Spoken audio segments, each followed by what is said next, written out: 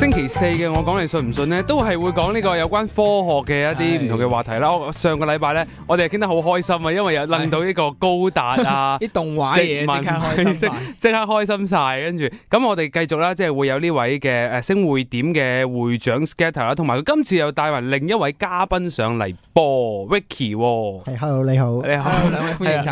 係啦，咁 Ricky 就係呢個星匯點嘅委員啦。咁啊，上一次我哋就講咗即係太空嘅一啲科技，上兩次都係添啊，火箭、太空船啊，同埋殖民衛星啊，咁呢樣嘢其實但係殖民衛星係未出現嘅，係但係火箭又出現咗，冇錯啦，冇錯，我已經當咗佢太想機啊咁嗰啲啫，我哋講係啦，太想佢喺現實嗰度啦。咁即係喺太空上面，其實即係除咗係一啲人造嘅一啲科技會上去啦，咁當然喺好多年前已經會出現，其實都有好多天文現象。而我所知，即係喺年初一嘅時候，其實都發生咗一個天文現象，好似叫做五星連珠，係咪啊？係啊，咁係咯，咁可能大家年初一咧，大部分人嘅人都會諗住去拜年啦，咁啊鬥利是最緊要啦，係啊，咁但係好多天文發燒友咧，嗰一朝早咧，其實就做咗某啲一般人唔會咁早起身做嘅事嘅，咁就係喺呢個日出喺嗰個黎明破曉之前咧，嗰45分鐘咧，如果你起到身向住個南方嘅上空嘅話咧，你會同時睇到5粒太陽系裏邊嘅行星咧，都喺我哋嘅天上邊嘅，咁分別係邊5粒咧？咁就好順口啊，就係五行。金木水火土啦，但係成日咧，即係啱啱即係諗起咧，聽人講咧，即係五星連珠又必有啲異象噶嘛。咁其實會唔會即係今年有咩事啊？即係突然之間好想啲，仲變咗又係一個風水日。我係即係天文發燒係覺得呢一個都係一個難得嘅現象，定係覺得啊其實都冇乜嘢啫，一次過睇5粒咁樣。因為我哋普通人就會覺得哇，好似好難得，所以就特登，尤其是可能年初一嗰日又放假啦，所以都幾多人係對於呢一個新聞出嚟嘅時候都覺得啊都幾神奇，都想去睇下。但係對於即係喜愛天文嘅你哋，其實佢都覺得呢一個嘅現象係咪都係難得嘅咧？咁其實咧，即係五星連珠咧，對上一次咧就係2004年嘅，再之前嗰次係2002年嘅，咁就即係可能10零年啦，都唔係隔得好遠係嘛，都有10零年時間。係啊，咁其實因為頭先都講過10零年係講緊04去到而家今年啊嘛，跟住但係對上一次係02年，好似咁飄忽嘅，有時又多，有時又少咁樣嘅。係啊，即係冇辦法好準確咁預測到，因為好多粒行星咧，佢哋嘅運轉嘅週期都唔同嘅，咁要咁啱佢哋咧喺某一個視場底下咧睇得到咧，咁就好視乎究竟佢哋個行星去嗰陣時去到邊個位置，我哋地球去到邊個位置觀察而定嘅。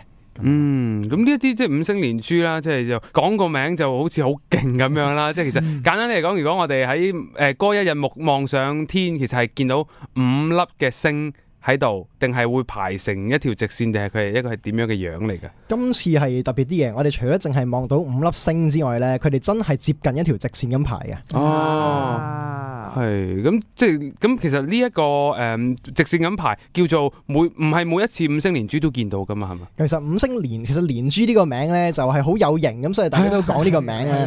咁但係實際上，如果你話好嚴謹嘅天文學上面所講嘅，或者仲一般你理解嘅連珠咧，其實就唔係好似今次咁嘅，因為連珠就係話講緊真係幾多行星啦，真係排成一直線喺個太空嗰度排成一直線咁樣。咁但係今次就完全唔係呢回事咯。咁而講緊如果真係要啲行星排成一直線咧，其實真係冇乜可能會發生嘅。如果所有行星排成一直線，基本上冇乜可能發生嘅。咁而今次我哋所講嘅五星連珠咧，係攞個有型嘅名，咁但係實際上咧就只係同時喺天空嗰度見到5粒行星，好似一條直線咁嘅啫。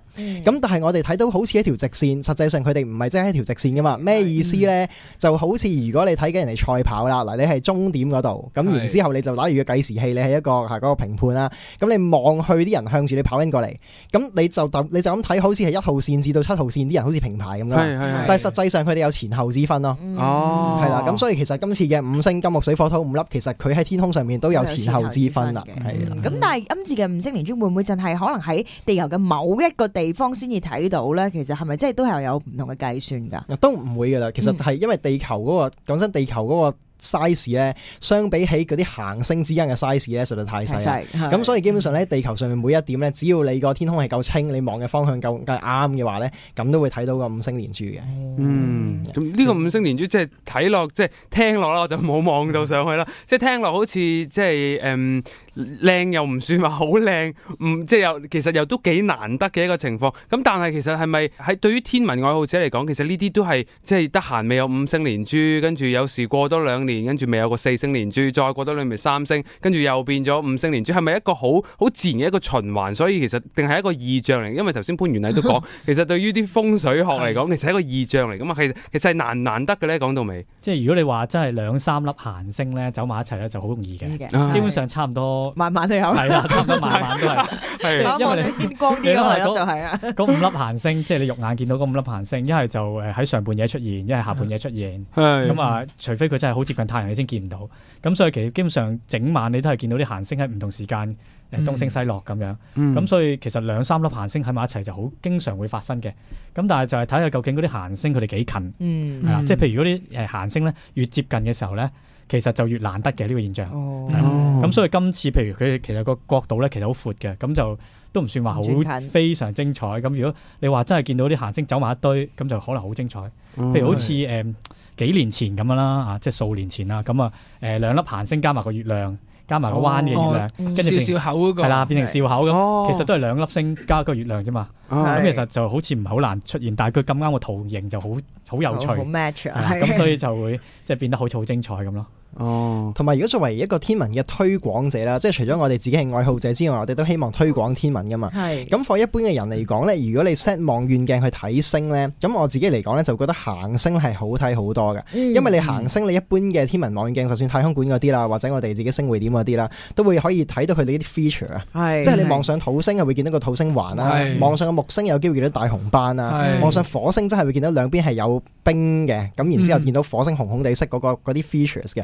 咁但係如果你望上去好遠啲行星咧，真係自己發光嗰啲咧，咁你就算用望遠鏡望，就只係一粒清楚啲嘅一粒光條。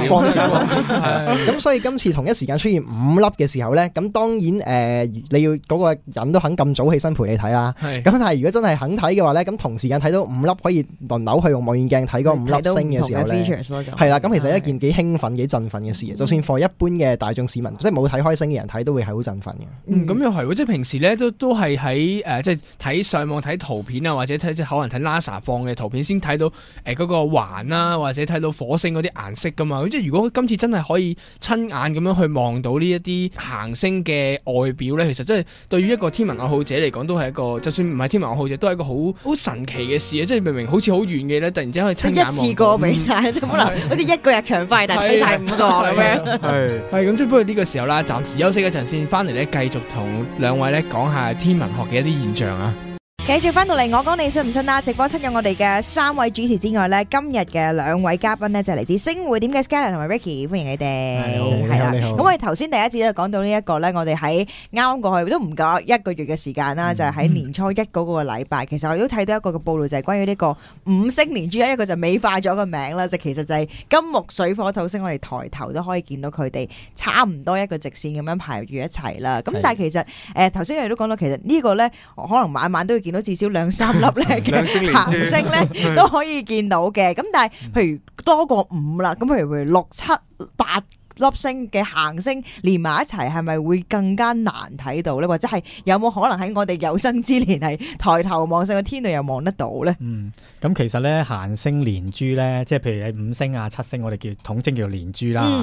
咁其實就冇話好特別嘅定義嘅。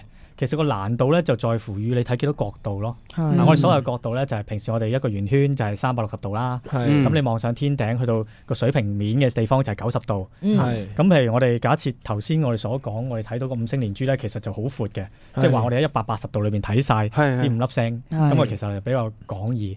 但係如果我哋收窄嘅範圍，假設即係有啲科學家咧曾經計算過，佢哋用呢個電腦啦去模擬啦，如果係13度以內，13度都好少嘅啫。13度以內出現嘅7星連珠以上嘅咁其實咧喺1850至2150嗰幾百年裏面咧，即係300年裏面咧，都係出現過13次嘅啫。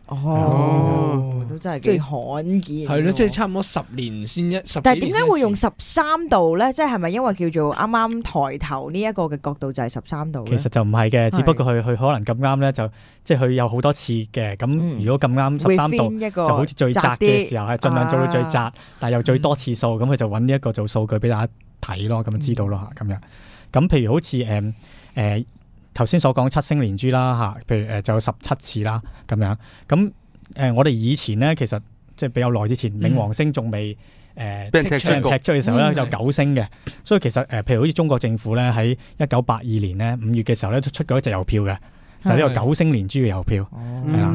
咁嗰時9星連珠咧亦都係即係其實講金木水火土天王海王冥王咁樣，即係我哋9大行星加埋地球咁樣，全部咧就喺個天空上面可以睇得晒咁樣嚇。咁但係即係個問題就係天王星咧就5.8等啦嚇，咁就好隻眼咧你要好黑環境係僅可見，香港就冇可能見到嘅。咁所以即係就算喺啲山頂都睇唔到嘅，一定要用望遠鏡或者雙筒望遠鏡，係啦，而且係好難揾嘅。因為係啲雲層嘅問題，定因為香港都係比較光咧？唔關事，係太遠啦，太遠同太細啦，咁樣。咁所以佢嘅反光度比較低啦。咁所以天王、海王、冥王咧，基本上一般人肉眼咧係睇唔到，係睇唔到嘅。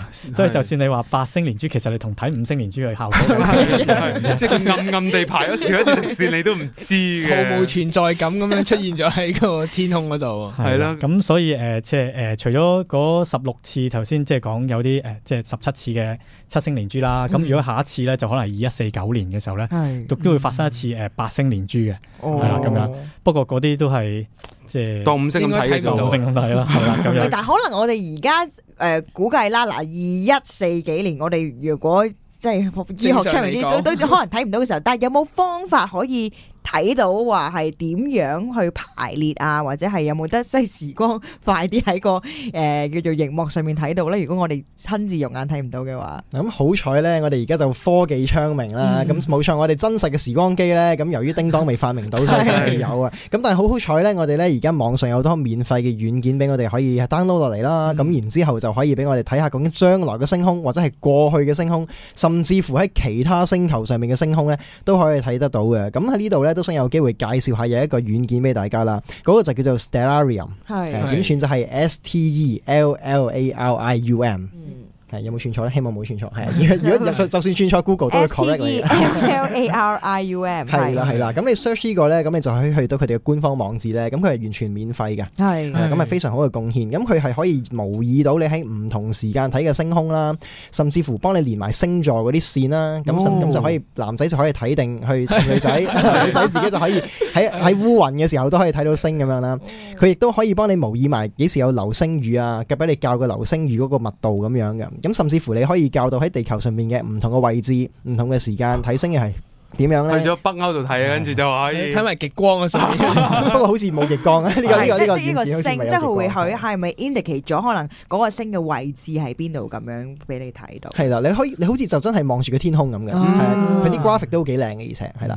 咁甚至乎你可以 set 去新嗰啲版本，可以 set 去其他嘅行星表面度睇都得。咁你就可以當如果我火星睇星，咁又會點？就可能望到地球，望翻地球。係啊，可以睇得翻嘅，所以係好精彩。其實好誇張喎，即係你地球嘅話都話可以有啲數據計到點樣，即係根據過往未來咁樣計到啲星係點排啊嘛。但係如果你火星其實好應該冇咁多數據俾佢計到，可以即係企喺火星上面係點樣望到啲星嘅。其實因為其實。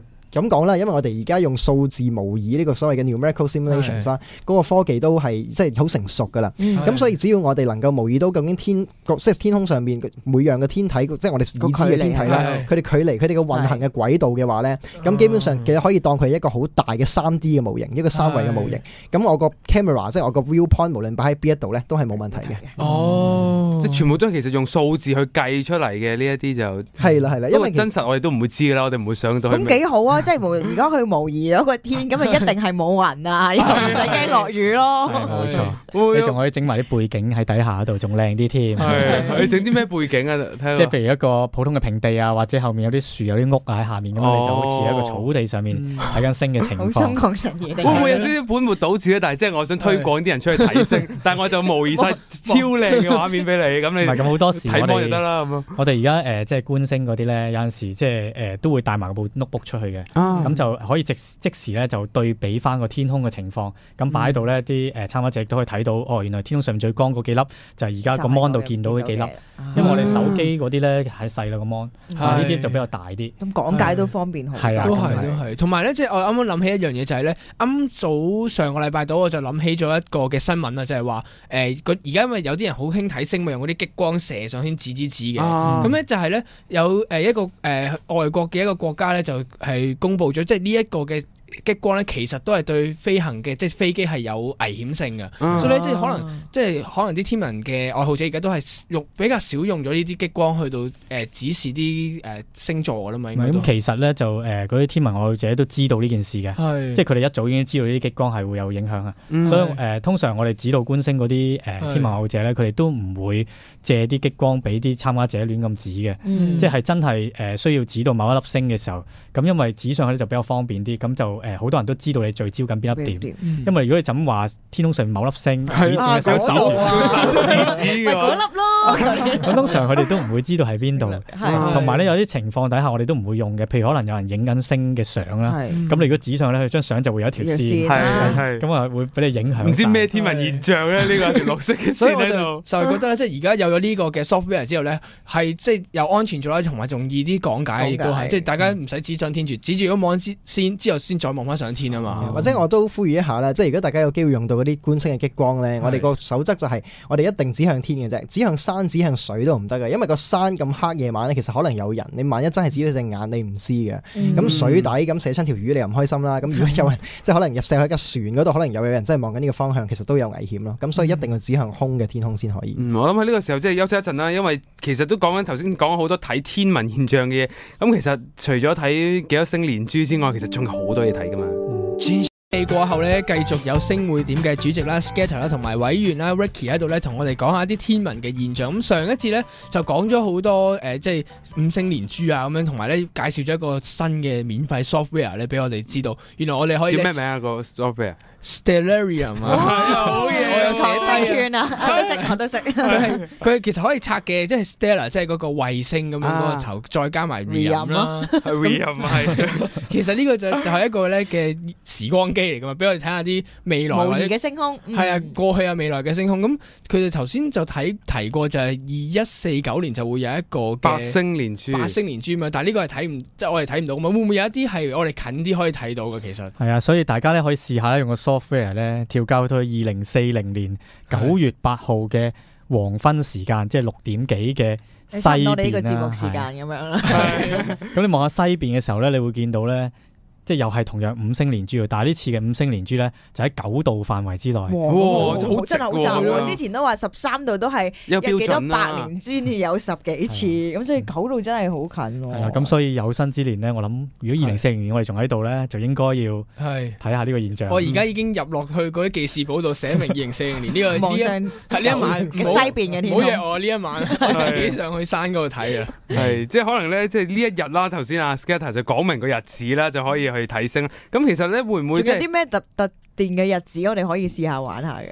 試下玩下係啦，嗱2004年大家可能等到啦，咁但係有一個日子咧，咁其實就係2492年嘅5月6號，我哋都即刻試下。係呢個日出嘅時間嚟嘅，係喺呢個日出時間。咁到時會睇到啲乜嘢咧？都係 N 星連珠，咁但係呢個咧可以留翻俾啲聽眾自己當係功課咁去嘗試下，係啦，去數下有幾多粒可以睇得到嘅，係啦，係都係一個日出嘅時間。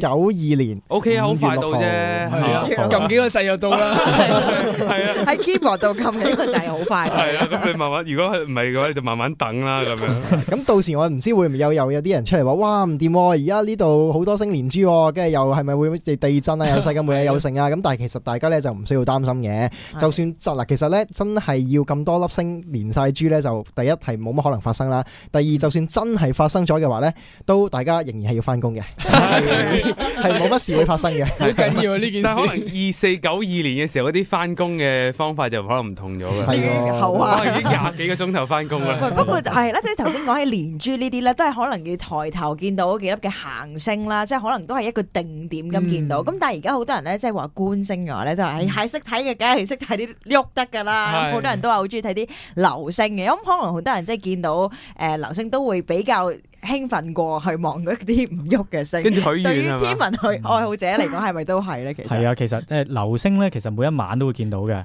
因為咧其實。係啊，只係我哋太光，你平時係啦，即係你平時如果真係喺度留心睇咧，下半夜嘅流星就會多過上半夜嘅。咁你嗰啲間唔中飛過啲流星咧，咁我哋叫偶然流星。哦，咁就點解下半夜會多啲咧？係就因為下半夜嘅時候咧，地球嗰個自轉咧就會撞上啲，即係一個公轉軌道啊，加埋自轉嗰個方向咧，咁下半夜嘅時候就係地球撞去啲流星度，上半夜就要流星追住地球嚟撞，係啦，咁所以下半夜嘅流星咧就會多啲嘅。係啦，哦，係咪肯定會見到先？因為我咧成日都驚咧，如果真係夜媽媽唔瞓覺想望星，好凍咁樣點知一粒都望唔到，跟住就好似失望好似睇一場球賽最後0-0完場咁樣，係咪？即係同埋講緊係肯定會撞到嘅意思，即係話佢發生嘅機率真係會頻密到咁啊？定係唔同地方都有分別嘅？其實通常每一晚你即係睇長時間睇星咧，其實都會見到流星嘅。不過爭在個問題就係你未必會覆蓋到成個天空咯。你睇嘅時候，即係可能你望住呢邊。其實個流星喺後面飛過，你又唔知，即係有機會係咁樣。都係，因為我哋之前講過話，其實你可以180度咁睇又得，但係其實可能喺淨係 within 13度嗰度出現，你啱啱 miss 咗咁樣咯。咁但係即係譬如兩位，即係對於睇流星咧，因為我可能好多人都話，睇流星一定係要去郊外睇啊，又或者一定要好黑啊，或者可能係夏天咧，尤其是我哋成日話啲某星座嘅流星雨啊，咁其實係咪真係要好難得嘅條件先得咧？定係可能其實抬頭大家留心少少，可能夜晚喺你屋企嘅窗前都望得到咧。其實呢個都係一個機率嘅問題啦，即係頭先好似佢話齋啦，咁就係其實冇錯，你每一晚望上去都有機會見到嘅，咁但係唔包生仔噶嘛，即係唔係一定得噶嘛。咁你點樣令到機率會撞得好啲咧？咁第一就係一啲暗啲嘅環境啦，咁周圍光害少啲，當然係要好天啦。如果烏雲密佈咁啊嘥氣啦，咁係要好天啲，就係周圍暗啲啦。咁另外就係喺一啲特定嘅日子，一啲特定嘅日時段入邊咧，每一年某啲時段入邊咧，你就會撞到叫做流星雨嘅一啲嘅天文現象嘅。咁咩叫做流星雨咧？咁當然就唔會落雨咁多點啦。咁但係你嗰陣時咧撞到流星，即係你會睇得到流星嘅機會係高好多嘅。即係可能一晚咧係可能2-3個鐘已經睇到係20幾粒流星啊，甚至乎係有時真係好極端嘅例子咧，真係可以1個鐘頭基本上每分鐘都有嘅。咁但係香港機會就會即係就正常嘅撞過一次兩次咁啦，以往都係啦。咁每年有啲咩時段會有流星雨咧？基本上好預測得到嘅。咁譬如香港最出名嘅流星雨逆星嘅日子咧，就會有一係每年嘅7至8月嗰個時間啦，就會有英仙座流星雨啦。10月11月嗰個時間咧，就有獅子座流星雨啦。12月嗰個時間咧，就有雙子座流星雨嘅。咁最主流嚟講都係香港嚟講最出名都係呢幾個流星雨。咁大家喺呢啲日子臨近呢啲日子嘅時候啦，咁啊約定人啦，就上網 check 定實際嗰個時間啦。因為每一段嘅流星雨雖然佢係可以持續講緊接近1個月度嘅時間啦，咁但係都會有一個叫做流星雨極大嘅日子嘅。咁嗰個就係全世界努力去 project 出嚟計算出嚟，究竟嗰一次嘅流星雨邊一日會有機會見到最多咧？咁就係流星雨極大嗰晚啦，係啦。咁嗰啲時間去睇機會就不如我哋又問一個即係叫低低地嘅問題啦，即係其實啲乜座流星雨係根據佢哋個方位啊，定係可能即係嗰個日子？可能我哋話可能7、8月嘅時候嗰個乜座，可能又同我哋嗰個我哋認知嘅星座可能有少少唔一樣嘅喎。其實個乜座流星雨，譬如你話7、8月嘅英仙座流星雨啦，咁其實就係講緊啲流星因為流星雨咧係會有個叫做輻射點嘅嘢嘅。咁輻射點咧就係話你會見到好似所有流星咧都係來自個輻射點向住即係嗰度射出嚟咁樣嘅。係來源咁樣嘅，即係天馬流星拳啊，星矢揮拳嗰個拳頭又嚟啦，係啦。咁當然唔係話所有流星都一定係來住真係無端端哇有個咩時空嘅窿喺嗰度飛出嚟，咁唔係嘅。係啦，只不過係大約係嗰個位置，即係每一次你大約就喺譬如英仙座，你向住嗰個方向望咧，就會見到好多流星喺嗰度飛出嚟啦，咁樣嘅啦。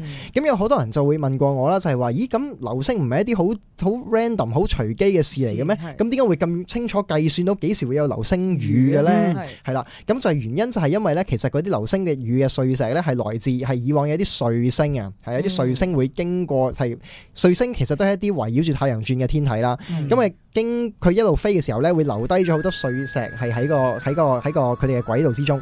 咁喺流星雨嘅日子咧，咁其實就係地球會衝過呢啲碎石群，咁於是就會好多嘅流星出現啦。係咁，即係其實就係嗰啲流星就係嗰啲碎石經過咗我哋嘅大氣層燃燒嗰啲光嚟嘅。係啦。係咁，不過呢個時候咧都休息一陣先，咁翻嚟咧繼續講下呢個流星雨啊。繼續嚟翻到呢個我講你信唔信嘅時間啦，咁啊頭先嗰幾次咧都講呢個流星雨講得好雀躍啊，因為通常即係約女仔去睇流星雨咧，你雀躍啫嘛，你係因為啲咩星矢嗰啲又好雀躍啫嘛。係咁，但係約人去睇流星雨都係一個好橋嚟嘅，但係就喺度諗啊，而家即係2月零3月呢啲時間，但係頭先阿 Skata 同埋 Ricky 講就係話7到8月先開始。先做啊，獅子座全部都係喺下半年嘅時候先出現。咁未出事咯，即係呢個時候就不宜識女仔咯，係咪？都唔係嘅，其實一年咧有成10幾20個流星雨嘅，不過咧就都係最大。頭先佢講嗰啲係最大嘅流星雨，即係同埋最有保障嘅流星雨，即係通常都包見到，係啦，包見到嘅，通常都嚇，即係雙子座啊同埋英仙座咧，每一年都好穩定會睇到流星嘅。咁但係咧，另外啲流星雨咧，譬如好似1月4號嘅象限兒座流星雨咁啦，即係天龍座嗰個流星雨咧，咁天龍座都多嘅。子龍啊，好似係。係啦，冇錯，都係屬於多嘅。不過咧就有陣即係今年就咁啱有天氣唔好啦，咁嗰啲都可以去睇嘅。其實即係上半年都會有啲嘅，不過同埋大部分其他啲咧都係可能每個鐘頭極盛期。即係我哋話最犀利嘅時候咧，可能都係得10粒啊，或者10零粒啊。咁你香港咁嘅環境底下咧，再減一半啊，又光又多雲，咁可能得翻幾粒，咁就好多人就唔會睇咯。所以咁但係我即係想知啊，有時睇流星雨嘅可能睇多係一個賣點啦，就一定要睇得多。不過雖然唔知有冇咁多個願望佢啊嘛。咁但係除咗睇多睇個量之外，其實會睇流星雨，即係識睇嘅人會仲會睇啲乜嘢嘅？其實我哋仲會睇佢啲方向啦，睇佢啲光度啦，睇佢啲快慢啦，即係好多嘢都會睇嘅。咁譬如好似獅子座流星雨啦，咁啊即係好出名啦。喺98至2000年之間呢，嗰陣時極盛期啦，咁佢就每33年一次係極大嘅，即係話去到呢個流星暴嘅階段，暴雨係啦，咁就非常之多得好犀利嘅。咁嗰啲流星暴咧就可以去到每分鐘都有1、2粒、幾粒咁樣，係啦。咁甚至我嗰陣時98至2000年去睇嗰次咧，就直情係每2、3秒就1粒咯。都好震撼啊！所以你諗你都可能好雀躍啊，對於一個因為嗰次其實同埋咧即係獅子座流星雨咧，嗰啲流星係火流星嚟嘅，即係佢成粒係好似火球咁，紅色嘅係咪啦？咁就其實我自己98年嗰啲時間咧，我都試過去市區睇。咁嗰時最初咧，譬如我喺摩士公園啦，嗰啲市區嗰啲露天劇場嗰個咁樣就望上去啦，咁啊突然間咧有好似粒燃燒彈咁掉出嚟喎，咁啊最初以為有暴動玩咩嘢，原來嗰啲就係流星放煙花咁樣咯。因為嗰時我比較早去睇，個獅座其實就係比較低啲，咁啊未升得晒上嚟嘅，咁但係咧佢就啲流星就喺下面，即係地平線升上飛上嚟咯。所以佢個方向都唔一定話好似係斜落過，人佢可能係上嘅，好似拋物線咁樣。以為係煙花，點知咧係跟住咧就你畫低佢啲路線咧，咁你就睇到其實佢嘅源頭咧就喺獅子座嗰個頸嗰個位置嗰度出嚟咯。咁其實頭先阿 Ricky 都解釋過嘅，咁其實咧即係啲流星咧，其實佢散落嚟嘅時候係四方八面散開，但係因為我哋視覺上面，即係其實佢係唔係佢四方八面，係我哋望埋佢四方八面散開。其實佢一點，佢成日平行線落嚟嘅，佢平行落嚟，但係咧我哋咧望埋就覺得佢好似喺一點度散開咁樣咯。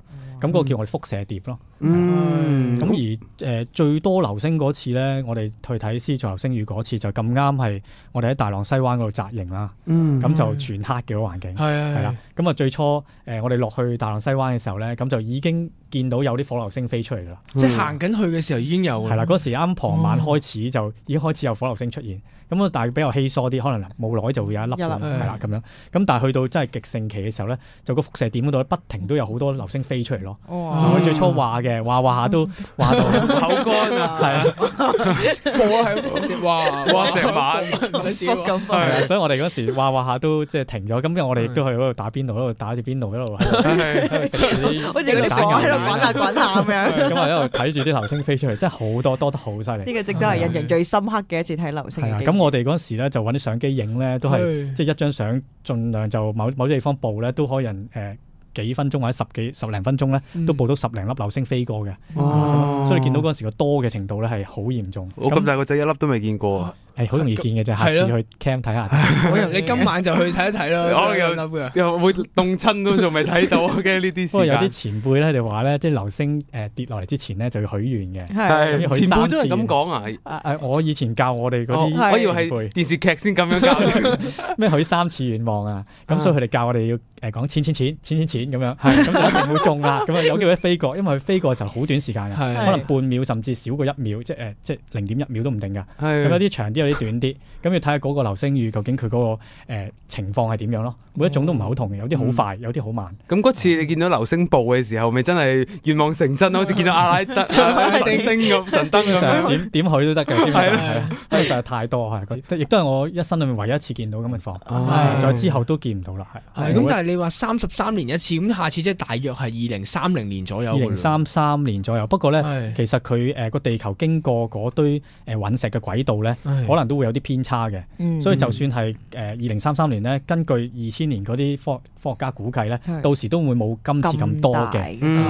不過咧好難講呢啲嘢都，因為要計幾十年之後啲流星群咧，其實好難嘅。都未必係因為嗰粒彗星每33年就會圍繞個太陽轉一圈，咁所以佢就會放低一堆垃圾喺，即係都係經過太陽嘅時候會放低一堆嘅碎石嗰度啦。咁地球就會經過嗰堆碎石，就會吸好多流星落。咁我就喺度諗，其實流星雨其實係經過呢個大氣層，跟住再撞落去。流星其實係一啲石頭經過大氣層摩擦生光嘅一種現象嚟。咁會唔會有時如果多起上，會唔會驚？其實有一粒真係漏網之魚燒唔晒，一嘢中埋。我哋有睇好多劇集㗎啦，係有機會嘅，不過咧就好少咯，機會好微。其實咧係咪上年啊？上年咧應該有一段時間啲新聞都幾多嘅，就喺俄羅斯嗰度咧，跟住咪有啲好多嘅碎石撞落去嘅。咁其實嗰啲就係大粒得滯燒唔晒嘅啲碎石撞咗落去。咁其實係歷史上應該有人真係俾粒流星揼死過嘅，係啦。咁但係好少好 rare，咁你真係同比雷即係仲少，應該少人過比雷劈咯。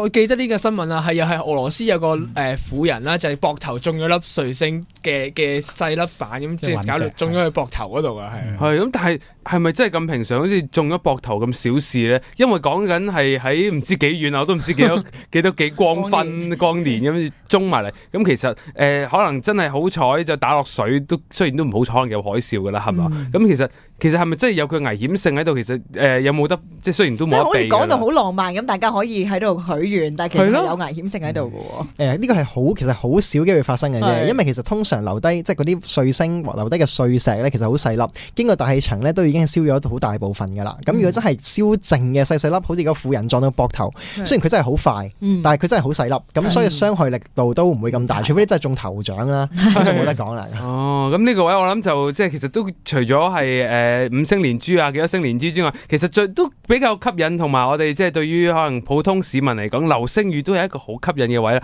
咁啊呢個時候即係同星匯點嘅兩位咧都傾到呢度，休息一陣先。咁啊下次咧我哋就會繼續會同大家講一啲唔同嘅可能天空上面嘅唔同嘅